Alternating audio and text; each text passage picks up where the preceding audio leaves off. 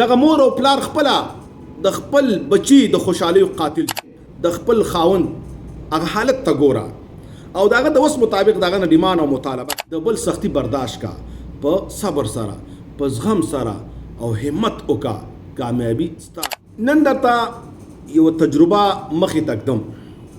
خصوصا دغه کورونو چې په یو کور کې ډېر رونه مشترکه اوسېږي والد دی او دغه شپږ زامن دي او شپږو واړو ته ودونه کړي دي او د هغوی بچیان دي او په یو کور کې او د یو چت لاندې ډېر خاندانونه ځکه چې کله د یو زوی ته واده وکړو نو دا مکمل یو فیملی شوه د هغه بچي شو د هغه ښځه شوه نو کله ناکله دغه پلار چې د شپږو بچو مشر دی او امیر هم دی او د دې شپږو واړو بچو نظر په هغه باندې وي او هغه ته خوشحالیږي کله کله دا مور او پلار یې وجیبه غونتي کار کوي کله کله خدا په غلط فهمۍ کې تېنه وشي او ناپوهۍ کې تېنه وشي او کله کله زما ستا دشمن شیطان هغه دې ته ولمسوي او دا کار تېنه وکړي او هغه کار داسې وي په دې شپږ ورونو کې یو ورور او د هغه ښځه ځان ته رانږدې کړي او هغه د هغه فیورټ شي او هغه یې خوښه وي او هغې باندې خوشحاله وي او سترګې پرې خوږېږي نو کله کله داسې خبرې هغې سره کوي او داسې معاملات ورسره کوي چې د نورو ته د دې په سبب باندې زور ورکوي دې سره احسانات کوي خو لیکن د دې احساناتو مقصد دا وي چې د نورو ته زور میلاو شي او کله کله یو کور داسې وي چې دوه زامن وي او د یو ښځه وي او د بل هم ښځه وي لیکن کله کله د کشري بچي ښځه یا د مشر ښځه کله کله مختلف حالات داسې وي چې یوه ښځه د مور هغه رشتې کې وي یا د پلار په رشتې کې وي کله کله خو هغې سره ډېر نږدې وي د حد نه سیوا او کله کله هغې سره دښمني کوي د حد نه سیوا دا مختلف کورونه مختلف مزاجونه او مختلف خاندانونه او مختلفو حالاتو کې عجیبه عجیبه واقعات مخې ته راځي لیکن مقصد زما دلته د حل خبره ده نو هغه ښځه چې هغې سره زیاتې کېږي او د هغې سره ضد کېږي او بلې ښځې ته ډېر اهمیت ورکولی شي او د هغې مراعات ډېر خیال ساتلی شي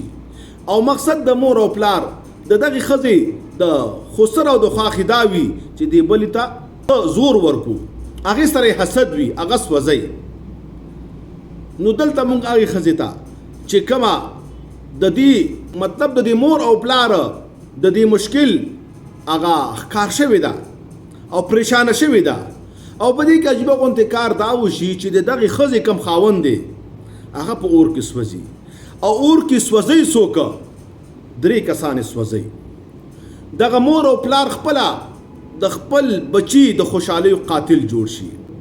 او بیا دغه ښځه کله کله د پریشانه کولو یو لوی سبب وګرځي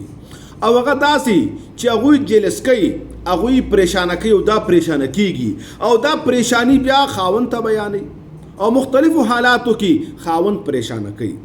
دلته مونږه دغه انګور ته او دغه ښځو ته یو عجیبه غوندې نسخه بیانو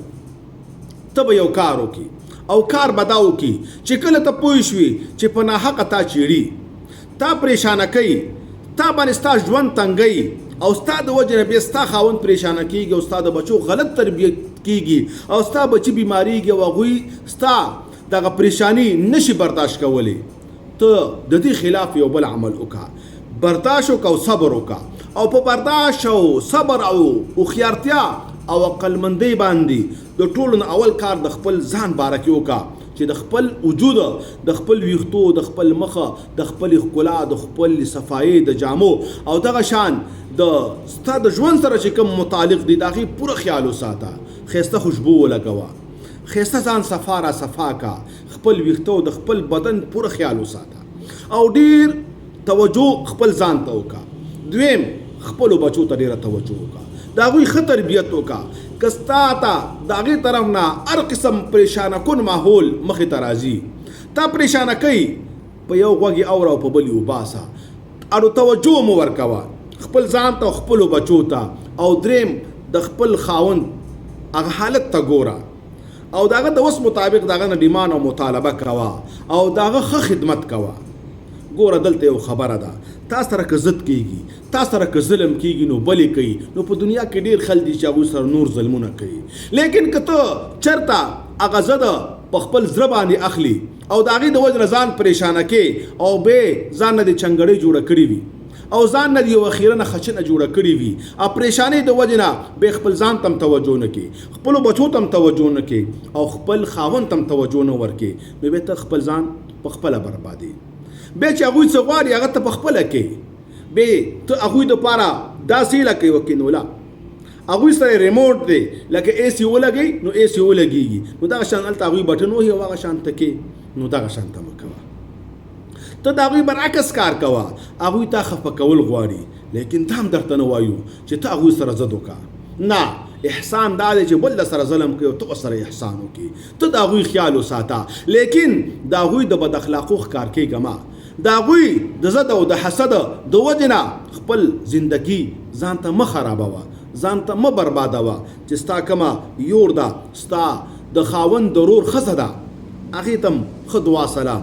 هغه که بدې خبرې کوي خاموشي سره، برداشت سره او صبر سره او عقلمندتیا سره هغې ته جواب په مینه محبت باندې چې څومره ظلم وکړي، څومره بې انصافي وکړي، والله العظیم یو ځل به اقرار وکړي، یو ځل به اعتراف وکړي چې ما ډېر ظلم کړی دی. او دا هم درته وایم چې ظالم هم الله نه معاف کوي. الله تعالی ظالم ته سزا ورکوي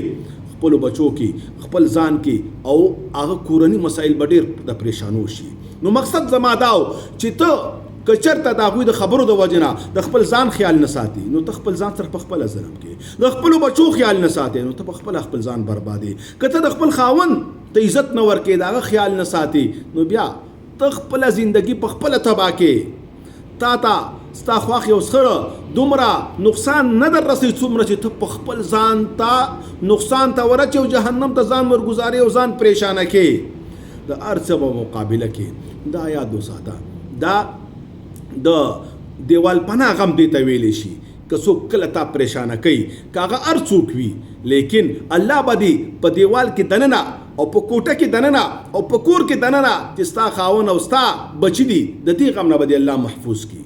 الله به دې پریشانونو ته محفوظ کړي. نو مقصد د خبرې دا دی که تا سره چا ضد کاوه، چا د سره عناد کاوه او چا غوښتل چې تا وسوځئ، تا پریشانه کړي، ته د هغې د وجې نه خپله زندګي مه خرابوه، د خپلو بچو زندګي مه تباه کوه او خپل خاوند هغه مه پریشانه کوه. د خاوند په دې کې څه ګناه ده؟ که ګناه ده تا سره ضد کېږي نو چې کوي زیاتې در سره کوي، نو که زیاتې د وجې نه ته ځان پریشانه کې او ځان وهي او خپل شکل او صورت او جامه او لباس او خوشبو ته توجه نه کې، خپلو بچو ته توجه نه کې، خپل خاوند ته توجه نه کې، نو بیا خو ته ځان په خپله تباه کې، بیا خو هغوی خوشحالېږي، هغوی خو بیا په خپل مقصد کې کامیابېږي. مقصد زما دا دی یو ښه پیغام دنیا ته ورکول دي. خپل ځان ښه ثابت کا، خپل ځان ښه وښیه، لیکن په خبرو نه، په عمل سره. د بل سختی برداشت کا، په صبر سره، په زغم سره او همت وکا. هر تور شپې نه پس سبا راځي، ان مع العسر یسرا، مشکلاتو نه پس اسانتیا راځي. سختی در باندې رااله، الله به د کور د سختونه په امن کی، الله به د حفاظت وکي، الله به ستا خواږه تا ته درکي، ستا به بچي به نیکان شي، ستا خاوند به ستا دپاره یو خیر ذریعه وګرځي او مستقبل کې به یو کال، 2 کاله یا 15 کاله دا تکالیف وي، الله به داسې عزت درکي، الله به داسې یو خیر درکي او دغه شان یو زندګي و بیا سبا ستا جوړه شي. الله به ستا بچي غټ کي، هغوی به ودونه وکي، بیا چې څه دې کړي هغه به دلته مونده کې چې څه کوي هغه به ریبي. کما تدین تدان. نو د خپل آخرت فکر، د خپل بچو فکر وکړه. نو که ستا سره چا زیاتې کاوه نو هغه زیاتې د خپلو بچو د بربادۍ سبب مه ګرځوه، د خپل حسن او د جمال او د خپل ځان د بربادۍ سبب یې مه ګرځوه او خپل خاوند مه ذلیله کوه، مه پریشانه کوه. هغه بیچاره د دنیا په کارونو کې ډېر پریشانه دی، یا په نورو ملکونو کې مزدورۍ نه کوي، یا به چېرته دکانداري کوي، یا به چېرته وظیفه کوي، هلته به هغه ته ګوره ډېر مشکلات وي. پیسې ګټل او بیا په حلاله ګټل دنیا کې نن سبا ډېر حالات عجیبه دي. الله تعالی دې وکړي چې په دې خبرو باندې پوه شوي. الله دې زما او ستا کور جوړ کړي.